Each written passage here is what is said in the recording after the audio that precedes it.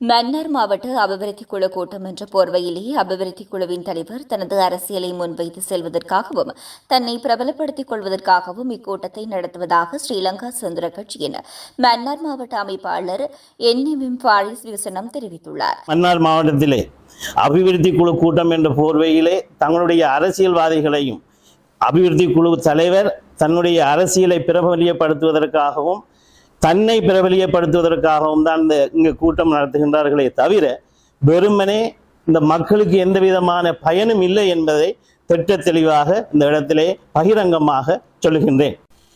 மன்னார் மாவட்ட அபிவிருத்தி குழு தலைவர் இந்த மன்னார் மாவட்டத்தினுடைய அபிவிருத்தி சம்பந்தமான அபிவிருத்திக்கு தேவையான மூலப்பொருட்களான கிரவல், மணல் என்பவற்றை மாவட்ட அபிவிருத்தி குழு தலைவர் தன்னுடைய ஆதரவாளர்களுக்கு மாத்திரம் அனுமதி வழங்கியிருக்கின்றார்கள். ஆகவே இந்த விஷயம் மிகவும் மன்னிப்பாக கண்டிக்கப்பட வேண்டிய ஒரு விஷயம். அதே போன்று சகல அரசு திணைக்களங்களுக்கும்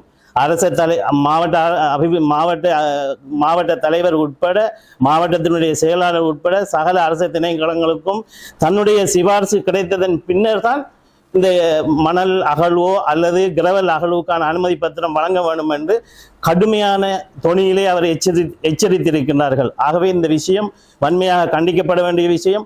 அதுபோன்று இந்த தொழிலை செய்யக்கூடிய அதிகமானவர்கள் இந்த மன்னார் மாவட்டத்தில் இருக்கின்றார்கள்.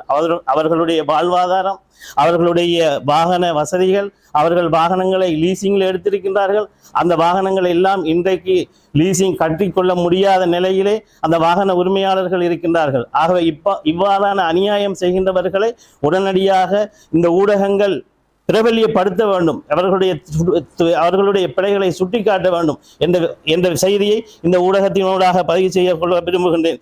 அதே போன்று அவர்களுடைய ஆதரவாளர்களுக்கு மாத்திரம் இந்த அனுமதி பத்திரங்களை வழங்குவதனால் இந்த மாவட்டத்திலே குறைந்த விலையிலே பொருட்களை பெற வேண்டியவர்கள் கூடிய விலைகளை கொடுத்து பொருட்களை கொள்வனவு செய்கின்றார்கள். இதனால் இந்த மாவட்டத்துக்கு மிகவும் ஒரு பொருளாதார சிக்கலும் மிகவும் பொருளாதாரத்தில் மேலும் மேலும் மேலும் பாதிக்கப்படுகின்றார் என்ற செய்தியையும் இந்த ஊடகத்தினூடாக பதிவு செய்து கொள்ள விரும்புகின்றேன்.